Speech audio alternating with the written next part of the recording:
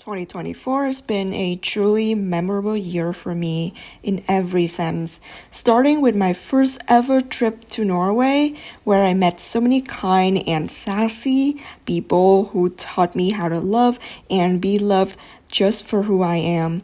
So today, I'm gonna live this trip once again with the random footage I take. After two long haul flights to Oslo, I am so physically exhausted. I just want to find a soft bed and dive myself into its warmth for 20 hours. But the surroundings are just too beautiful and pollution free for me to miss. So I stayed at a place called Rønningen Folkhøgskole. Oh, I don't know if I even pronounced it correctly. Anyway, so even though it was raining cats and dogs in the middle of the summer, I immediately grabbed my umbrella and take a walk around the neighborhood to see what I am offered for the next 6 weeks. Okay, so first impression. The snacks are already way more expensive than I expect, but to balance it out, I have the nature therapy to ease my restless mind. How cool is that? And also, why is everybody so tall and fit? The dorm is located near a lake covered by the lush forest, where I spend at least 3 times a week hiding under their green embrace and brainstorming my horror story. But in all seriousness, I feel very safe here. Oh, that's our first official meeting with the school and cohort at the Oslo City Hall. They spoil us with a super weird but captivating musical. Seriously, my attention is on them the whole time.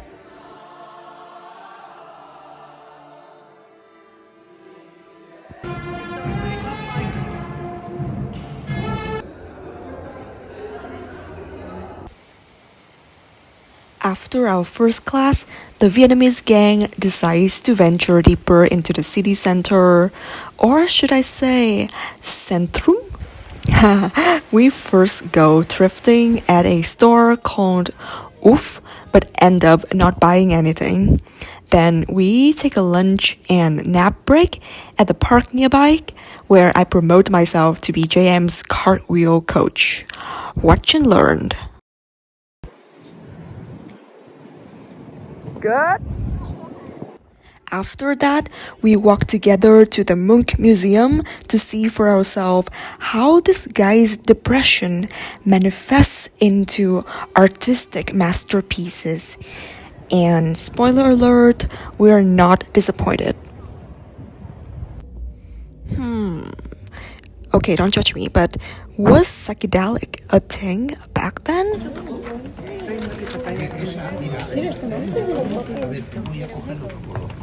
School again, but today is special because we are going grocery shopping together as part of our weekend cabin trip. Yay! We hike all the way up there while enjoying the company of new friends all around the world and creating our inside jokes.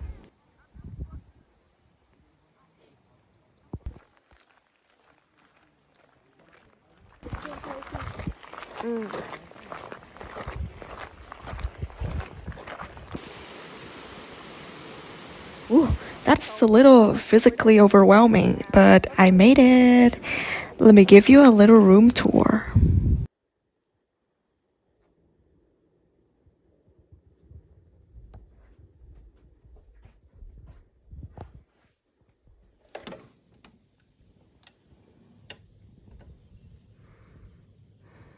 Then some of us walk to the lake together to skip some pebbles, and wow, this lake looks like a portal to the parallel universe where I was not lazy.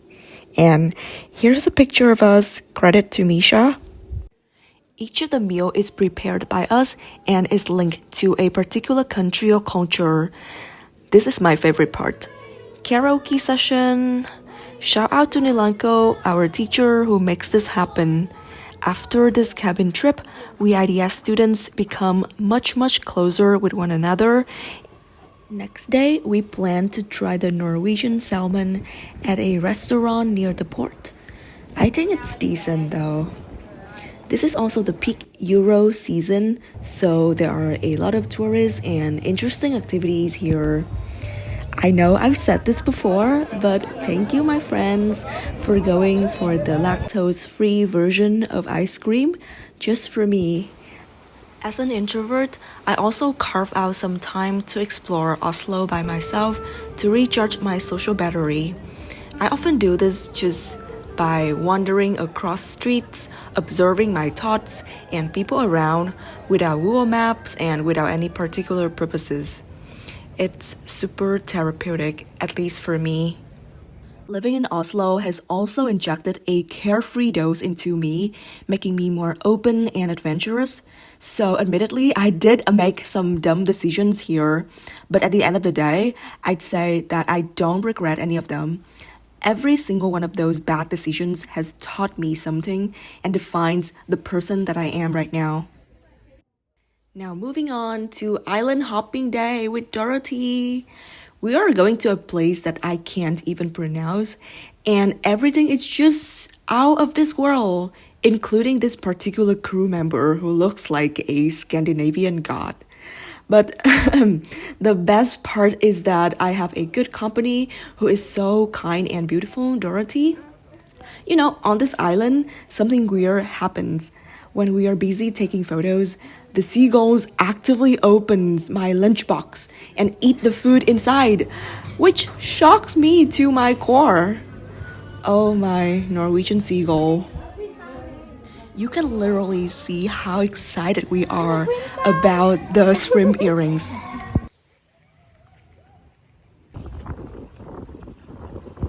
I enjoy bad weather, so here are some more clips of Oslo under the rain.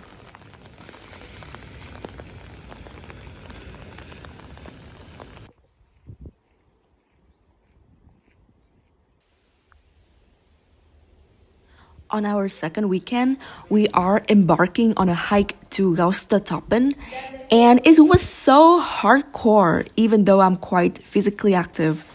I even think of quitting halfway several times, but eventually I managed to push through.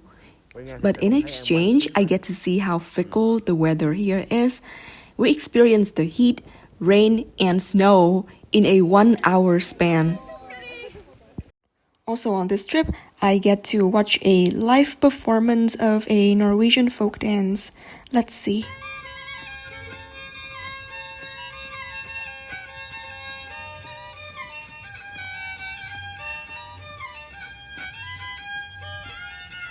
On the third weekend, I traveled to Berlin to reunite with my best friend from high school.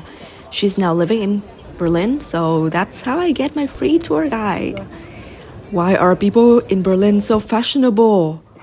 And I drag myself all the way here just to have a taste of Vietnamese food because at this point, I realize that European food is not really my thing. No offense though. On the way back, we're caught up in the rain with no shades to hide under. But that's so fun as we see people dancing no matter the weather.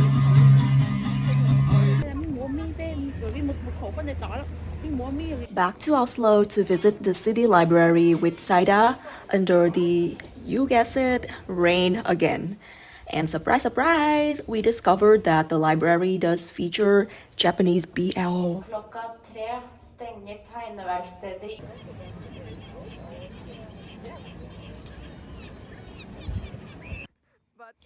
The weather is not very favorable and we only have one umbrella, so Saida and I sneak into IKEA to play house and design our dream nest. She looks like a real interior designer.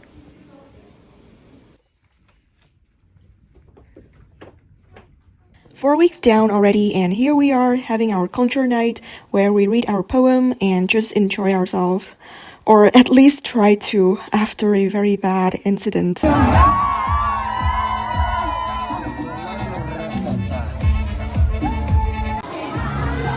This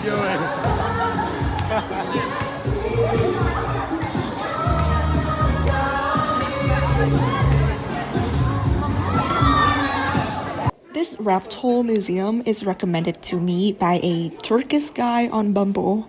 He suggests that we should be here together, but then turns out I don't like him enough, so I come here all by myself. Sorry, dude. Natural History Museum date with Liazat and Saida. And then the next day, our class is going on a picnic where we get to enjoy a very sublime panoramic view of Oslo. Week 5 and I'm off to Stockholm with Dorothy. You know, Sweden's been on my bucket list since I was 13. Back then, my teacher's house opened a couchsurfing account and she hosted a Swedish guy. In exchange, we got the chance to talk to him. In fact, that was my first meaningful interaction with a foreigner. He was a tall, blonde flight attendant who spoke perfect English and got to travel everywhere around the world. And so me as a girl from a small coastal town, he really inspired me, and so I was so determined to travel to Sweden one day and be like him. And I did it. Something about Stockholm makes me feel very welcoming. Maybe it's because the hotel where I stay plays my favorite artist's songs all the time. The only thing that annoys me during my time here is that the Asian staff at a restaurant greets us by ni hao, assuming we're Chinese while we're not. Ugh. But after all, Stockholm's still my favorite city so far. We come across a rock festival on our way back to the hotel and experience another culture shock. I half expected to be a noisy rave and everyone dances their soul out. But in reality, everyone just grabs a drink on their hands and stares at the artist on stage. We only have 2.5 days here, so we haven't managed to explore the city to its fullest, but it's fine. Now I have an excuse to return to Stockholm in the future.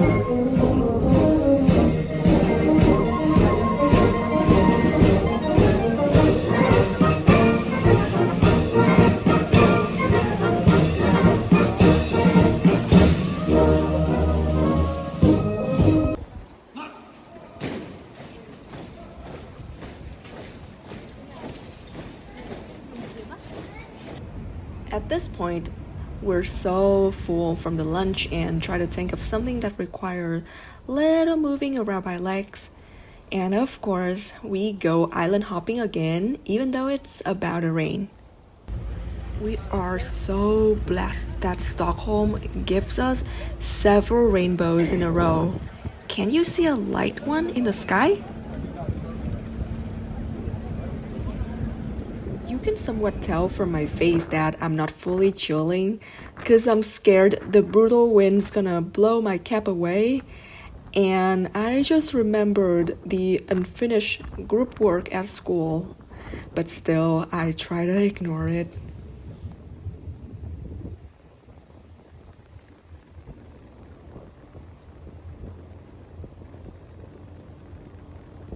And that pretty much wraps up my summer in Europe. I have returned to Vietnam with a heart full of love, a mind full of memories, and a pocket devoid of money. Even if life goes on, many things never change, and that's friendship. Thank you, Ideas, for being my teddy bear memory that I will always hold on dearly to. I guess I'll see you again then.